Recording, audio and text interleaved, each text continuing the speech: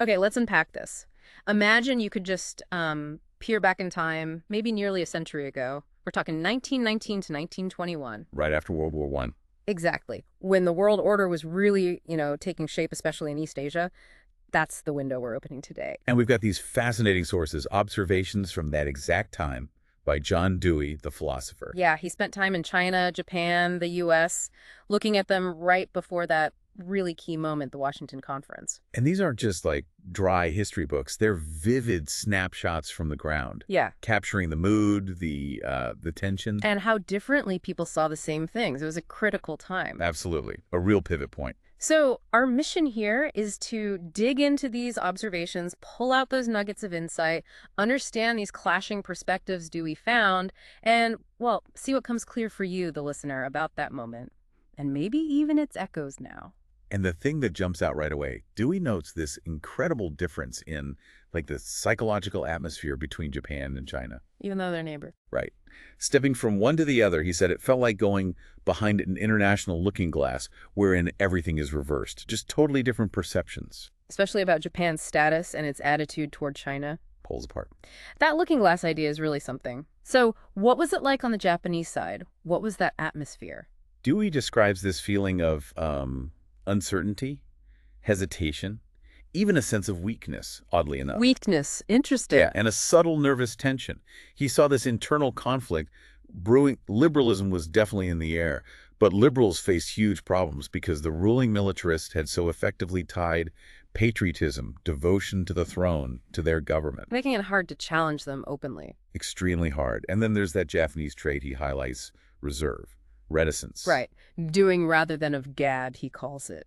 Deeply traditional. Yes, and this reserve, this cultural habit, it actually backfired in their dealings with China. It meant Japanese statements, even conciliatory ones made abroad. Like Baron Goto's speeches in America? Exactly. They were met with total suspicion in China. The Chinese read them in reverse. They figured Japan was just announcing plans already finished, part of a double diplomacy. One face for the West, the real one for the East. Wow. So a cultural norm becomes proof of duplicity. Okay, flip the looking glass. China's atmosphere. Oh, completely different. Not a land of privacies, he says.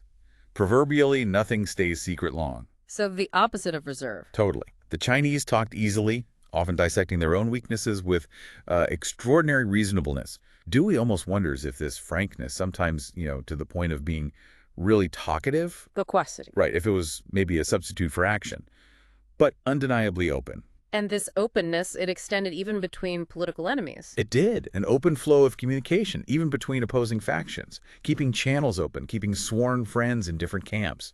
It reflected this land of, well, perpetual compromise, always looking for ways to accommodate, even amid conflict. So things whispered in Japan.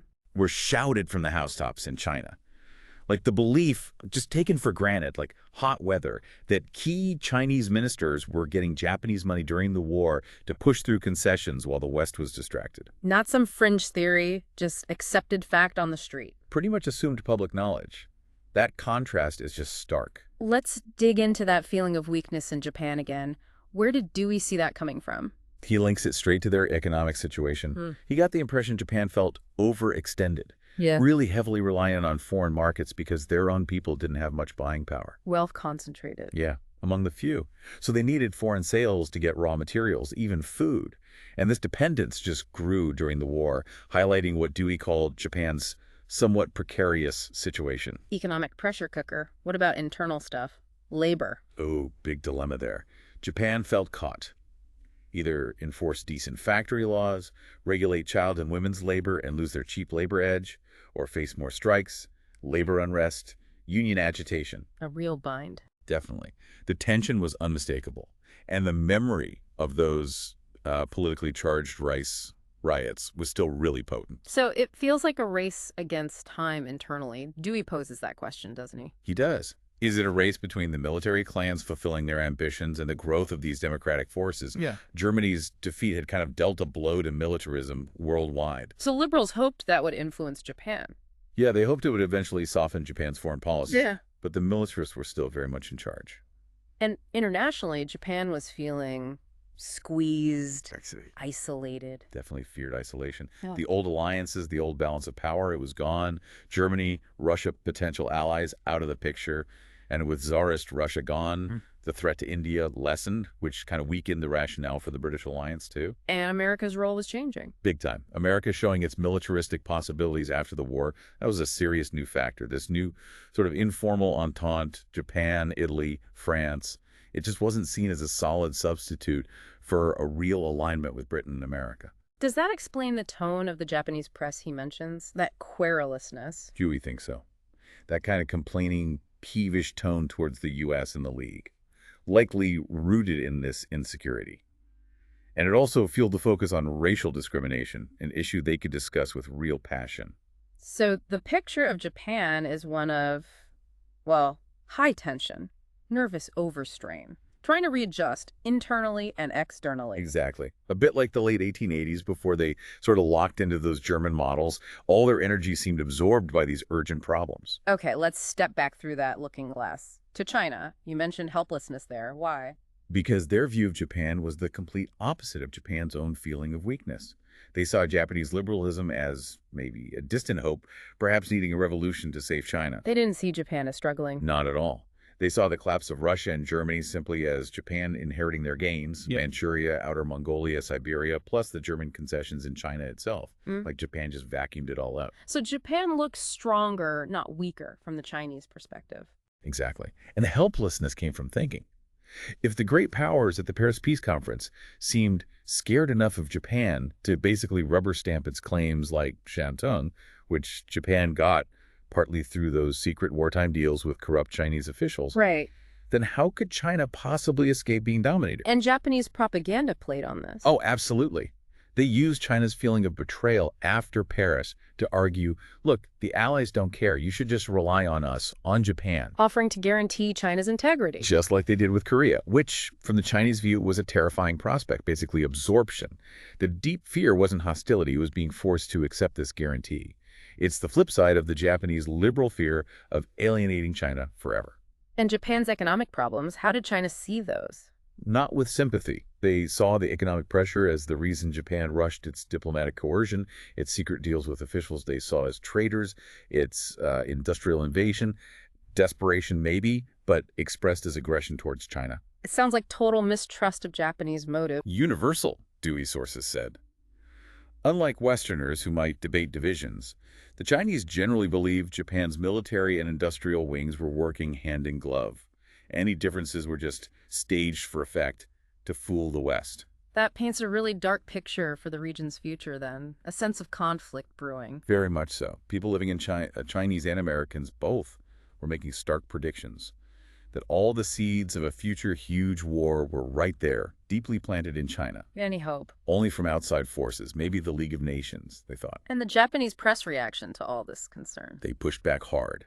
Seeing American discussion of it as proof, the U.S., having tasted blood in the war, was now aiming for Asia, deliberately stirring up trouble between China and Japan. Some even said America should get a taste of its own propaganda medicine. Let's zoom in on Shantung. Dewey was actually there. What did he see from within? Well, right away, those arguments you heard in the West, defending the peace treaty decision on Shantung, they just sounded bizarre on the ground, completely out of touch. What were the Japanese arguments locally? Things like, territory consecrated by Japanese sacrifice in the war, and needing control to protect China from its own weakness or corruption. But the idea of trusting Japan to return political control while keeping economic control, China didn't buy that. Not for a second. It was seen as metaphysical, totally abstract, unrealistic. Promising sovereignty back while holding onto the railways, the mines. That felt like a sham, like continued domination just dressed up differently. It spelled doom in their eyes. And visiting Shantung, being there, made this clear. Absolutely. Being in Sinan, the capital, made that tangle of economic and political rights a living thing. You couldn't separate them. It showed how naive that was. And it exposed the hollowness of saying Japan only took German rights. The whole distinction between just the port, Tsingtao, and the province, meaningless in reality. How did the Japanese occupation actually compare to the German one before it? Yeah, the comparison wasn't good for Japan. Germany didn't have barracks or a big military wireless station in Sinan. The Japanese built them and kept them, despite Chinese protests. No one claimed Germany discriminated against other foreign businesses or pushed Chinese traders out beyond treaty rights. And the proximity mattered. Hugely. Dewey says it's common sense. A threat half a world away is different from 1 2 day sail across a sea you control, especially when that nation already dominates Manchuria. The Japanese military grip felt very real, very close. And their actions back that up. Military presence. Oh, yeah. Machine guns placed during the 21 demands period. A Japanese liberal even admitted to Dewey that Japan could probably control China within a week if war broke out. And despite official talk in Tokyo about policy changing after the war, nobody on the ground saw any real difference. Maybe a bit more caution, but the control was there. He used an American analogy. Right. Imagine a foreign power controlling key U.S. railways, coastal communications. That was Japan and Shantung and Manchuria. These were accomplished facts, not just vague possibilities. And specific incidents showed this control. Yes, it wasn't just abstract. Japanese advisors sitting in the Sinan police headquarters. The Japanese consul visiting the Chinese governor, flanked by armed soldiers. Japanese officials threatening to send troops into a town over a student play, promoting the boycott. Wow. And worse, Japanese military police in Sinan arresting and torturing Chinese citizens. Hospital reports documented third-degree methods, bayonet wounds, floggings. And the official response. The Japanese consul just washed his hands of it, said it was a military matter out of his jurisdiction. There was even a case of raiding a high school deep in the province to grab a student. Just chilling details. So how did Dewey sum up Japan's policy in China over those years? He called it immeasurable stupidity from Japan's own perspective. Because it had created such widespread, deep, bitter alienation, he heard predictions that Japanese domination, even without intervention, couldn't last more than 50 years because of this deep resentment. And the Chinese response, like the boycott, was it effective? It was significant, yeah. Stronger and more efficient in early 1920. Dewey felt Japan was caught in a kind of truly Greek fate, driven onward. They'd offer concessions, but always too late after the damage was done. What was the way out, in his view? Nothing less than complete withdrawal from Shantung, maybe keep a purely commercial concession at Tsingtao, but implement a real open-door policy, not the kind they had in Manchuria, which was restrictive. There was that quote from the Japanese commander in Tsingtao, too. Oh yeah, quite revealing, talking about needing complete economic domination of the Far East, but at the same time admitting the suspicion and hatred Japanese residents faced because they acted like proud citizens of a conquering country. He called for change. But Dewey's point was real change meant getting out of Shantung. And that link between economic and political control just keeps coming up. It's the absolute core of the Shantung story. Domination wasn't just big decrees, it was the accumulation of petty incidents, like the Poshan mining case. How did that work? The Japanese-controlled railway deliberately withheld shipping space from Chinese-owned mines to pressure them into leasing their land. There was physical intimidation. Japanese officials wouldn't intervene. It showed exactly how you leverage economic control of the railway for political and territorial gain. And this wasn't new. No. Dewey saw parallels with how things played out after the Portsmouth Treaty, in Manchuria delays, conditions attached to promises, even things like Japanese traders shipping copper cash out of China, manipulating the currency. It was all part of the same pattern of using economic means for control. And the Obata Memorandum, that summed it all up. Perfectly. Dewey called it a beautifully complete demonstration. Japan's minister in Peking officially declaring the Chinese boycott intolerable, demanding the Chinese government stop everything related to it, posters, meetings, even though no Japanese goods had actually been destroyed, and then saying Japan wouldn't be responsible for what happened next if China didn't comply. That official note just laid bare Japan's whole conception of economic power equaling political right in China. Dewey gets a bit ironic, talking about the pale ghost of sovereignty, smiling, and contrasting this bluntness with American humor and fair play, hoping maybe that could grasp the reality behind the diplomatic language. Okay, so that's North China and Shantung. Let's broaden the lens. What about British interests? The Anglo-Japanese alliance. Right, that alliance looms large. One Chinese president apparently believed its renewal basically meant carving up China. Japan gets the north, UK gets the south. Maybe symbolic, but it reflected a real tendency toward these spheres of influence. And Britain did have interests in the south, around Canton. Yes, and there was a similar kind of suspicion and dread directed at the British there as there was towards Japan up north. Interestingly, Dewey notes there were actually more Americans than Japanese in Canton at that time. Did Britain have its own Shantung, an example of its policy there? Dewey points to something called the Cassell Collieries Contract in Kwantung Province. It gave a British company a 90-year monopoly on coal deposits. 90 years. Yeah. And crucially, the deal wasn't made with the local popular government in Canton. It was made with a hostile outside government from a neighboring province.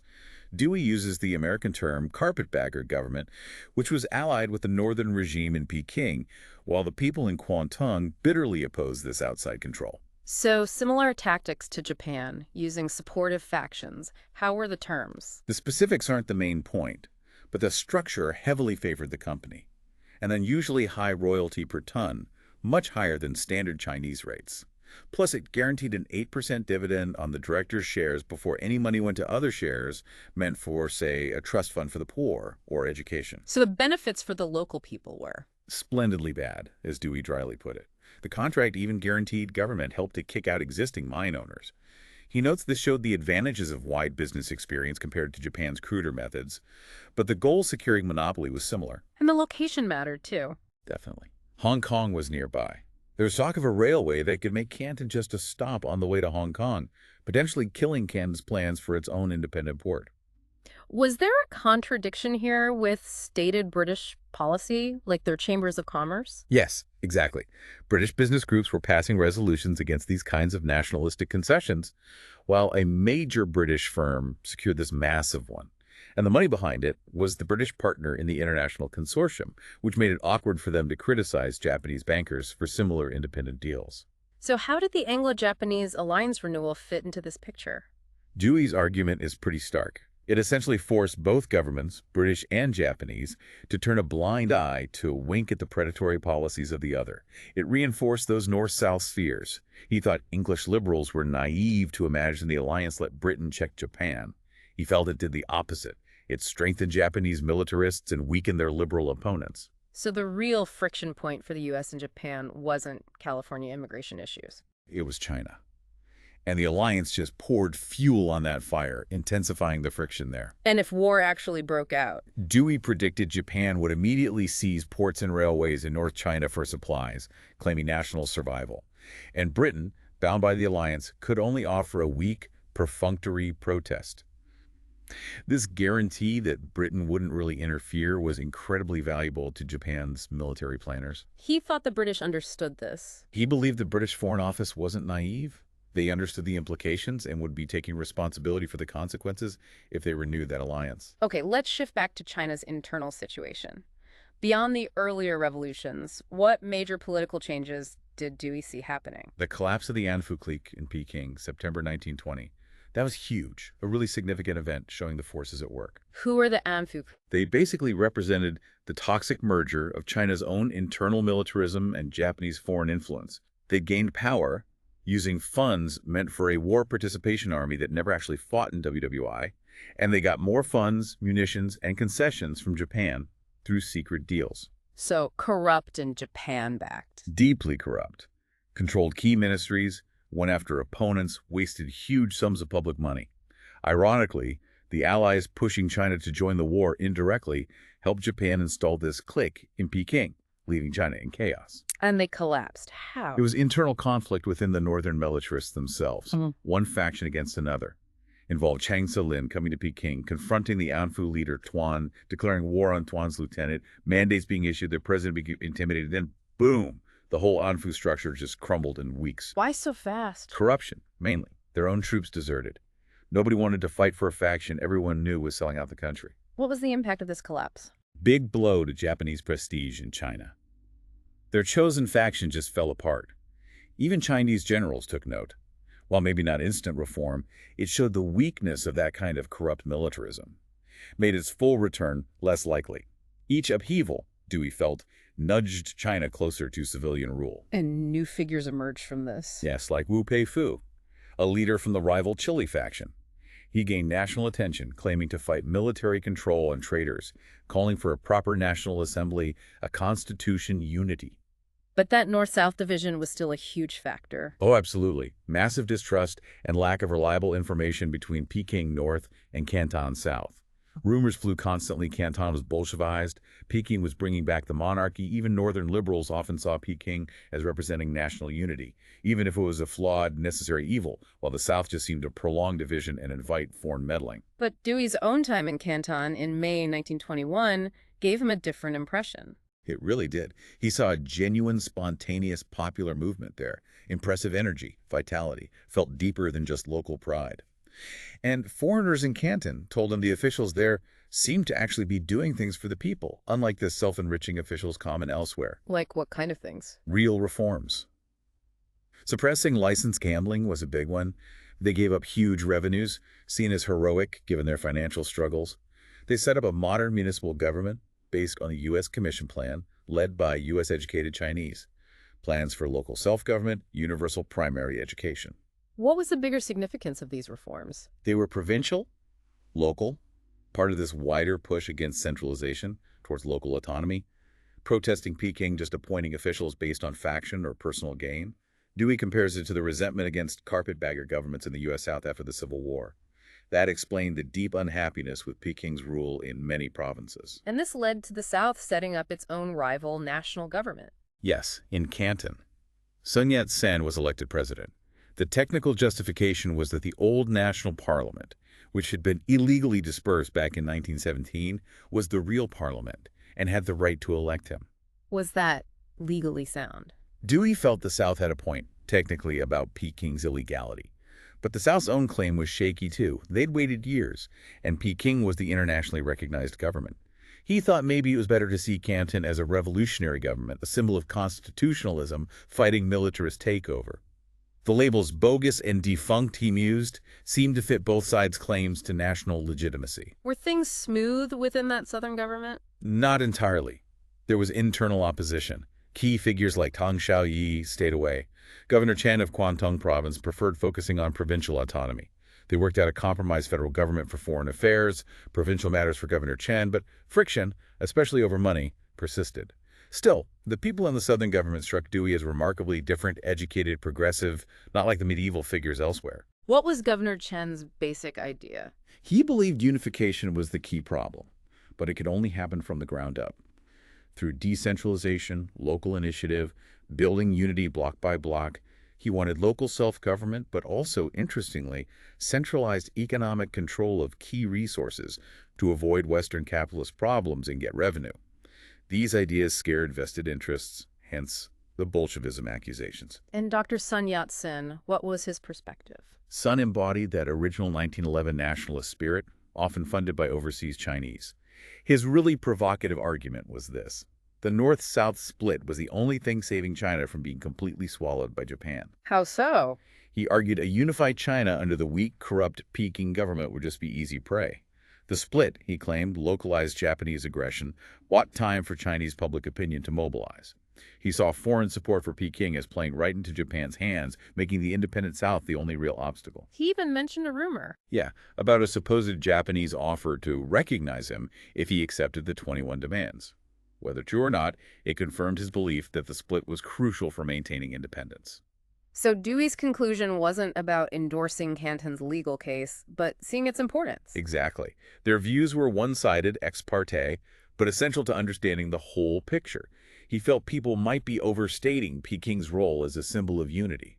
The U.S. had to deal with Peking as the government in power, the de facto government, but shouldn't coddle it. What could the U.S. do? He suggested maybe telling Peking that future recognition depended on real progress toward unity and reform that might curb intrigue. Another idea: actively support any province or group, north or south, that was genuinely working for honest, progressive local government.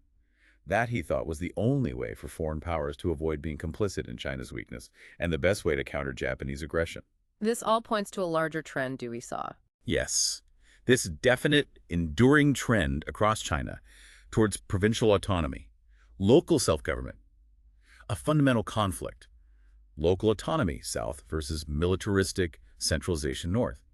Slogans like Hunan for the Hunanese captured it. What made this trend seem so real, so fundamental to him? He argued it just fit China's reality, its history of weak central government, its huge size, population, different languages, lack of communication, strong local loyalties, reliance on voluntary guilds and associations.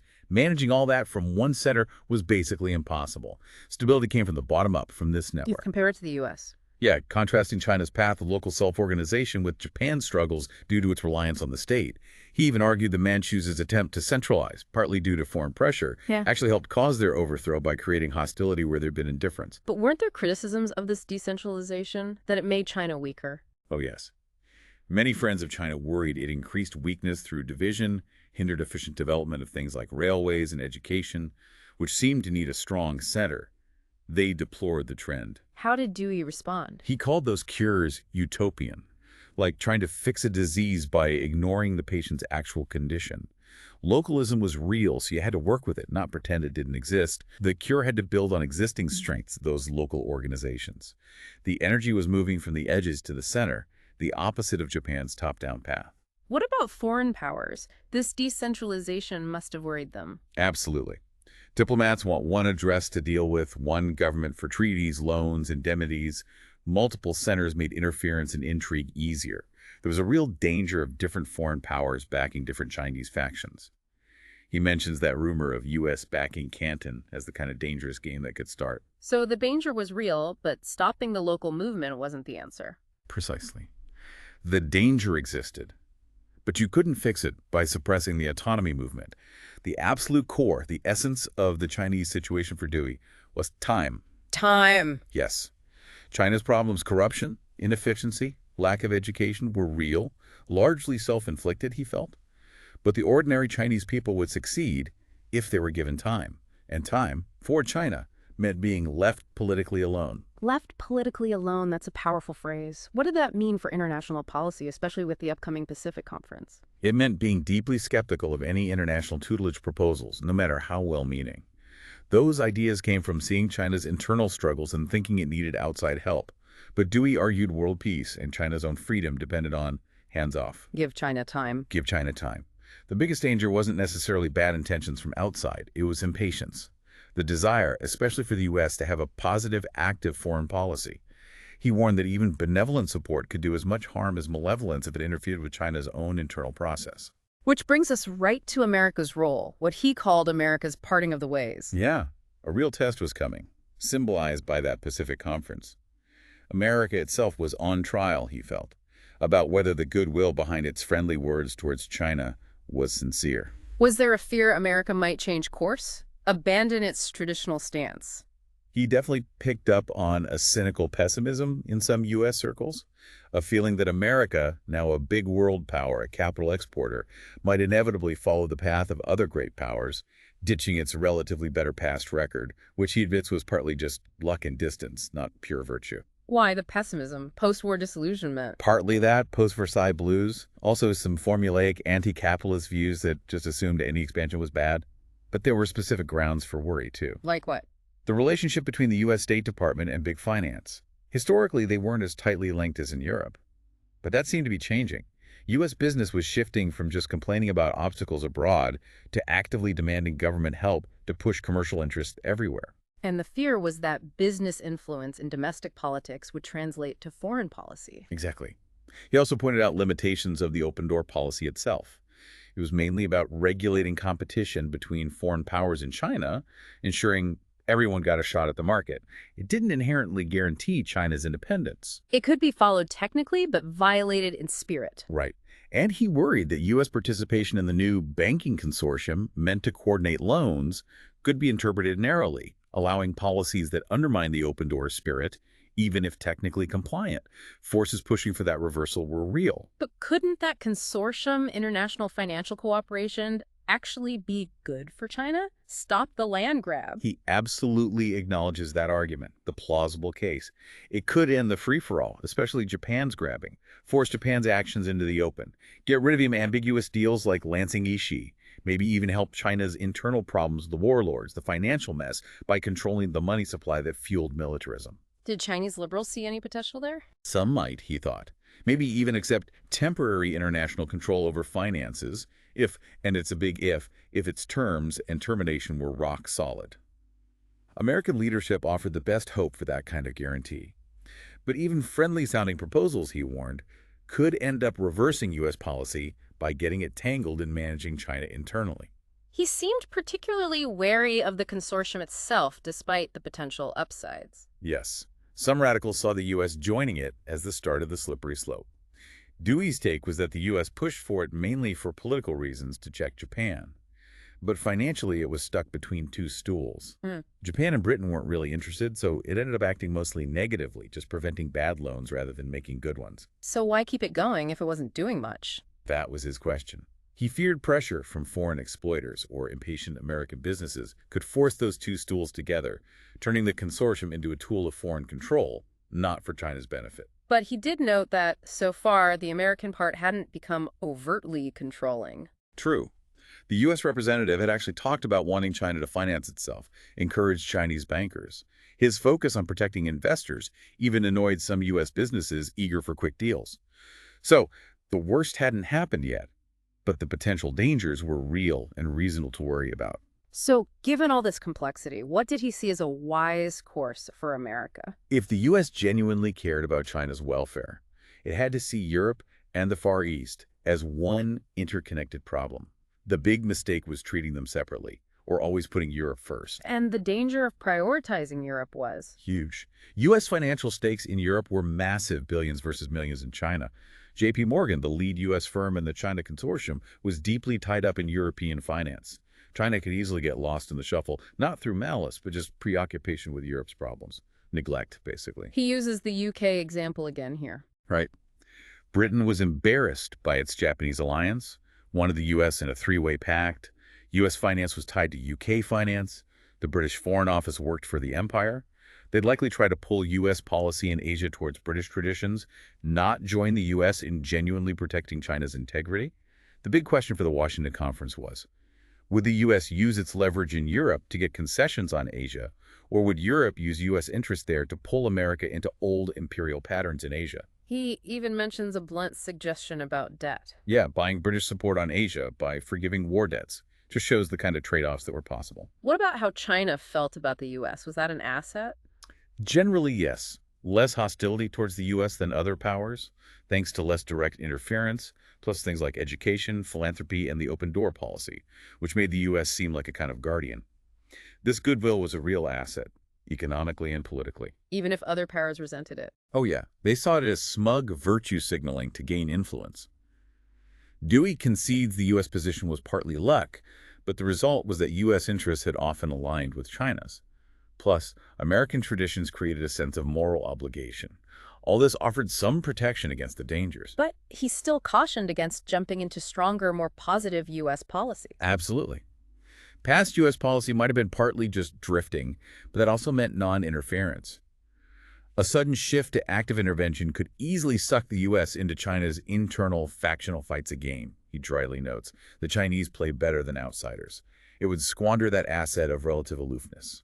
He mentions an earlier loan. The reorganization loan from the first consortium, which helped prop up Yuan Shikai against the 1911 revolutionaries, an example of how foreign finance could end up stabilizing the wrong things. So, if not positive intervention, how could the U.S. help protect China, especially from aggression? He ruled out war. Definitely. War wouldn't save China.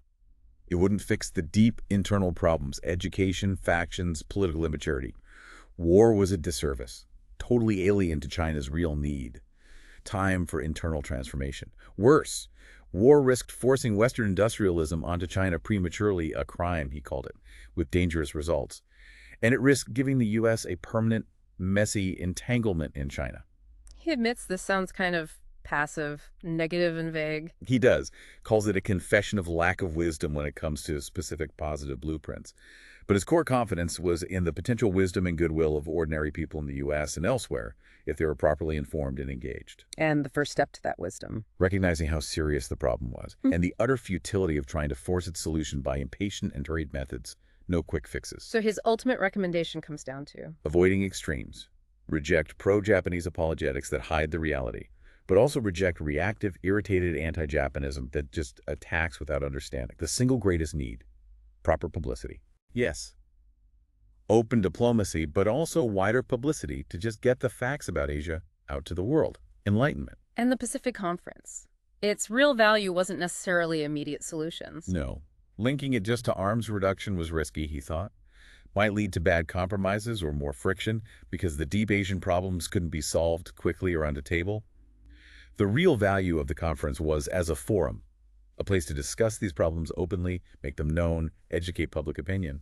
So more important than the commercial open door. Was the open door to light, to knowledge and understanding, that was the crucial need. If those forces informed public opinion, honest inquiry, open discussion couldn't secure a just outcome eventually, then, well, there was only despair. And liberals had a responsibility here. Yes, to work for that open door, not to just throw up their hands and predict failure because of economic determinism. Shirking that responsibility, being passive or supine and snobbish, he argued, was itself a factor that could push the U.S. down the wrong road at this crucial parting of the ways. That is a powerful thought to leave us with. What a deep dive.